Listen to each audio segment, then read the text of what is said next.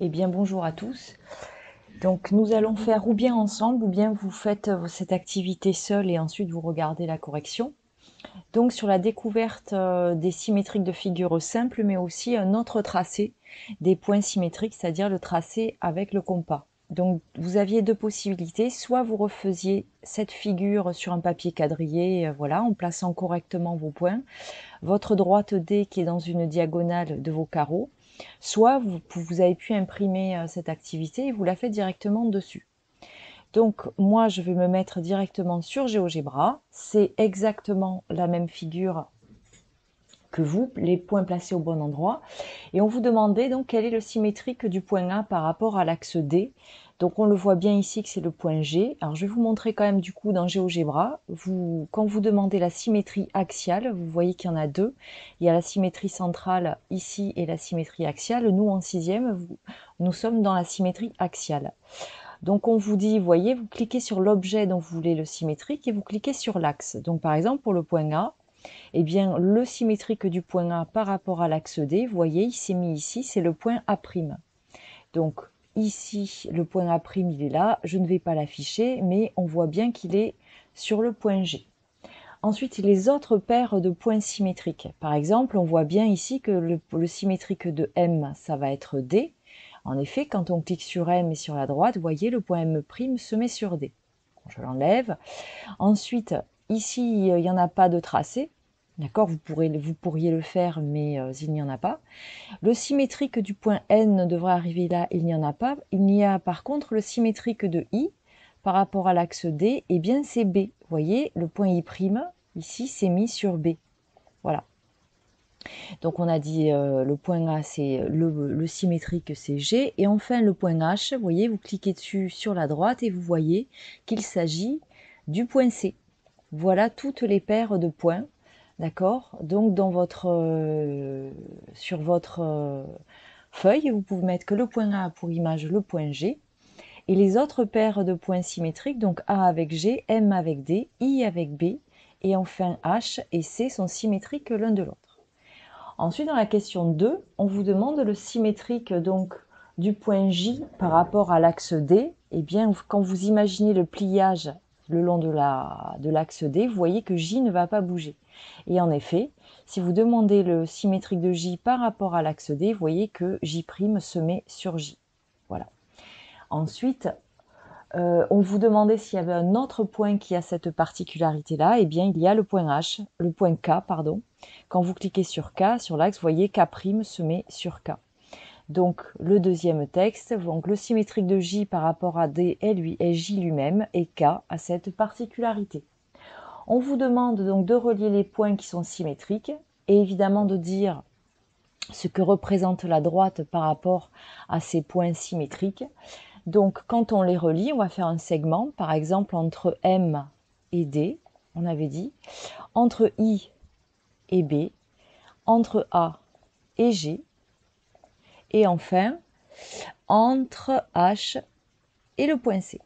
Voilà. Donc là, quand vous avez relié tous ces points, ce dont on s'aperçoit, c'est que notre droite D est la médiatrice, d'accord, des segments formés par un point et son symétrique. Voilà, ça, nous l'avions déjà vu, d'accord, dans la leçon. Ensuite, on vous demande dans la question 4 de tracer le cercle de centre J et passant par A. Donc, on va tracer un cercle, donc de centre J et passant par le point A. Voilà. Et celui de centre K et passant aussi par le point A. Voilà. Et on vous demande ce que l'on remarque. Eh bien, ce que l'on remarque, c'est que le cercle, le premier de centre J passant par A, passe aussi par G, tout comme le cercle centre K et passant par A passe aussi par G. Voilà. Donc, ah oui, je vous remets que la droite D est la médiatrice, donc c'est ce que je vous mets ici. Ensuite, on vous demande de tracer un autre cercle qui passe par A et G. Et où est-ce que doit se situer son centre? Alors, dans le GeoGebra, je vais choisir ma fonction compas. Voilà, donc je veux par exemple un cercle qui va passer, donc dans la fonction compas, un segment créé par 2 points qui va être le rayon, puis un autre centre. Alors voyons, par exemple, je peux cliquer sur A et G, voilà, et ensuite, vous voyez, si je cherche à placer le centre pour que mon cercle passe par les points A et G, eh bien, je vois que mon centre va devoir se situer, d'accord, sur l'axe de symétrie. Voilà. Donc, je ne vais pas le faire. Je vais l'enlever. Par exemple, j'en choisis d'autres points. Voilà, par exemple, ici, voilà, je prends N, je prends F. Et bien pareil, quand j'essaie de placer ce cercle sur A et sur G, voilà, et bien je m'aperçois que le centre, bien, il va falloir qu'il se trouve sur l'axe de la symétrie. Voilà. Donc ça, je l'enlève aussi. Et je le mets. Si l'on essaie de tracer un cercle passant par A et G, le centre est nécessairement sur cette droite D. Donc, dans notre premier bilan, on vous demande de placer un point T qui n'est pas sur la droite D et on vous demande de proposer, d'accord, une façon de construire le symétrique T' par rapport à D en utilisant le compas. Et bien, par exemple, si je prends un point, donc je vais mettre, mettons, par là, je vais l'appeler T. Si je veux tracer son symétrique, eh bien, ce que je peux faire, c'est tracer un cercle, d'accord, de centre, par exemple le point J, en tout cas un point qui est sur la droite, passant par T. Voilà. Je sais que ce cercle passe aussi par le symétrique de T. Il est quelque part sur ce cercle et on se doute bien qu'il est de l'autre côté de la droite. Je prends un autre point sur l'axe de la symétrie. Bon, j'ai déjà K, tant qu'à faire, voilà. Il passe par T. Voilà. Et bien le symétrique de T passe aussi sur ce cercle, donc il doit être sur ces deux cercles-ci. Donc le voilà, notre point symétrique. Donc je vais mettre mon point d'intersection ici. Je vais l'appeler, bon, il s'appelle Q par exemple, peu importe. J'enlève l'affichage donc de mes cercles parce que ça fait un peu trop à afficher. Voilà. Et si je tente de tracer le symétrique de T par rapport à cet axe D, eh bien je m'aperçois qu'il se met bel et bien là.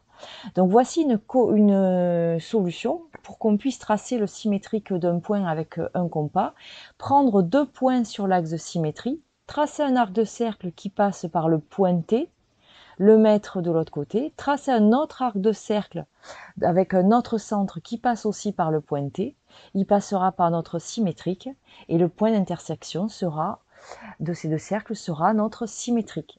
Donc voilà le premier bilan, la construction avec un compas. Donc je vous laisse mettre sur pause si vous voulez copier votre correction sur votre activité.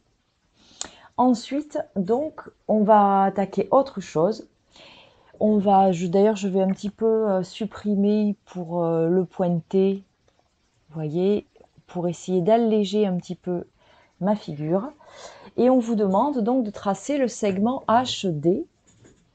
Alors, je vais peut-être aussi supprimer ces cercles parce que ça alourdit un petit peu la figure. Donc par exemple, je vais supprimer aussi celui-ci, voilà, que l'on y voit un petit peu mieux. Alors, on vous demande de tracer le segment HD, voilà, il est là. Et on vous demande donc quel est le symétrique de HD par rapport à la droite D. On peut le tracer, donc on va demander le symétrique, je clique sur le segment, je clique sur l'axe de symétrie, et alors regardez, ce qui vient de se tracer, c'est celui-ci, le segment. Donc, alors je vais bouger pour qu'on puisse le voir. Voilà, le segment MC. Voilà. Ben, en fait, si on remarque bien, finalement, M, c'est le symétrique de D. C, c'était le symétrique de H. Donc, pour avoir le symétrique de HD, il suffit de joindre, d'accord, le symétrique de D et le symétrique de C. Et là, j'ai mon segment symétrique. Donc, le segment symétrique du segment HED est le segment MC. Alors, ensuite, on vous dit A appartient, on le voit bien, à notre segment HED. Que peut-on dire du symétrique de A? Le symétrique de A, c'était le point G. Eh bien, on se rend compte qu'il est sur le segment symétrique. Ce que ça nous signifie, c'est qu'on dit que la symétrie axiale conserve l'alignement, tout simplement parce que, par exemple, les points H, A et D sont alignés, et bien leurs symétriques, qui sont M, G et C, seront aussi alignés. Voilà. Ensuite, d'ailleurs, ce que l'on peut faire, c'est placer un point ici sur le segment HED. D'accord? On va lui demander de son symétrique, d'accord? Par rapport à la droite D. Bien, il est quelque part par là. Eh bien, je vais activer la trace du symétrique.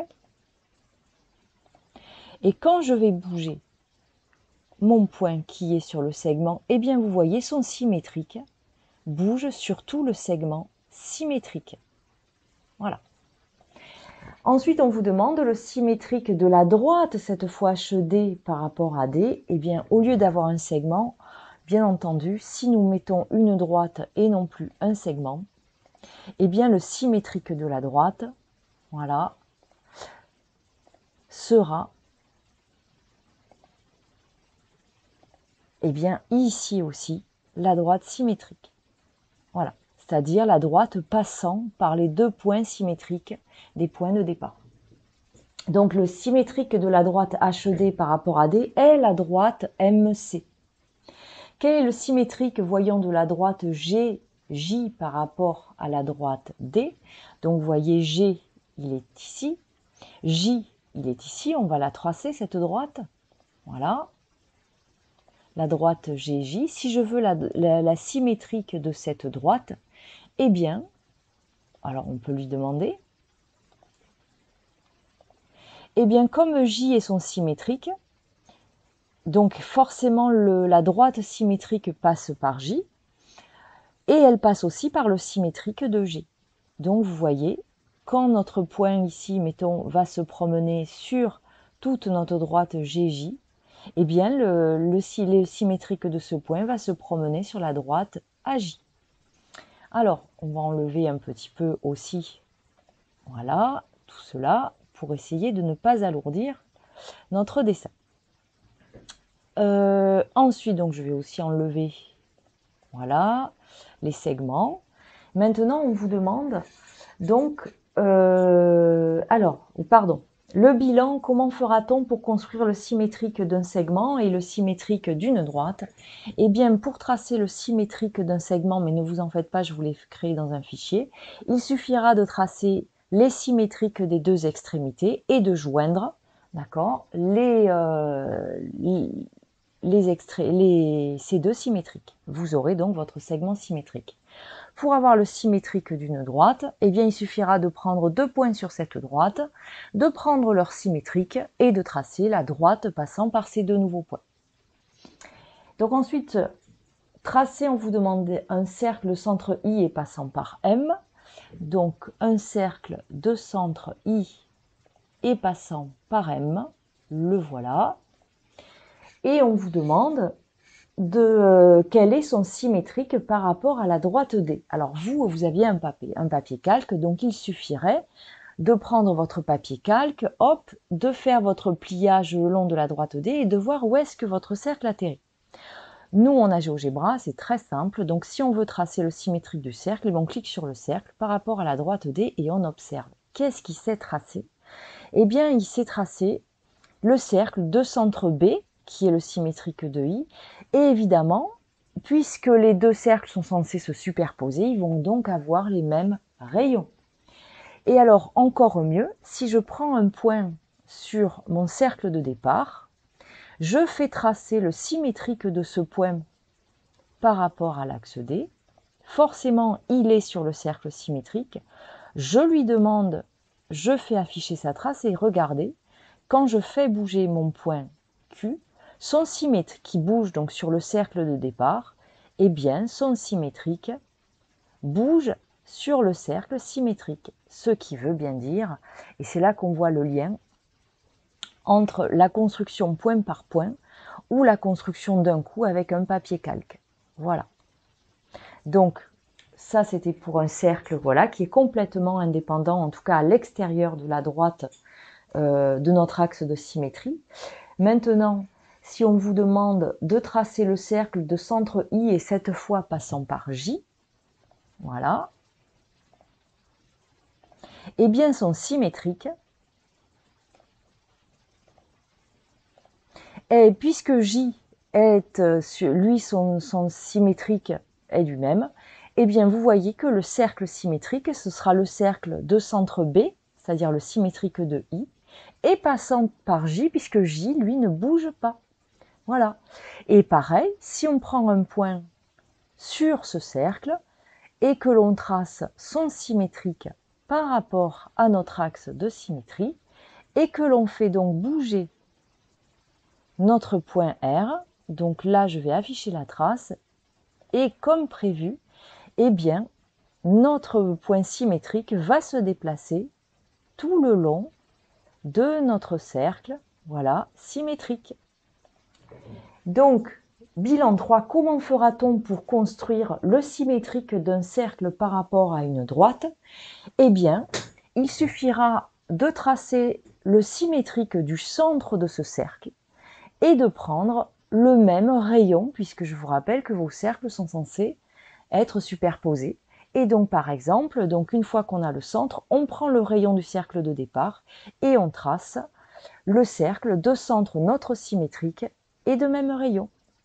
Donc tout cela, je vous l'ai mis dans la correction qui est ici. Je vous laisse faire pause pour compléter votre activité à vous. Et de toute façon, ce fichier est aussi dans les fichiers quotidiens que je vous donne. Maintenant, nous décrirons tout ça dans la leçon. J'espère que vous avez bien compris. Vous pouvez revoir ou faire vous-même, d'accord, ce travail sur GeoGebra ou bien sur votre feuille de papier. À bientôt!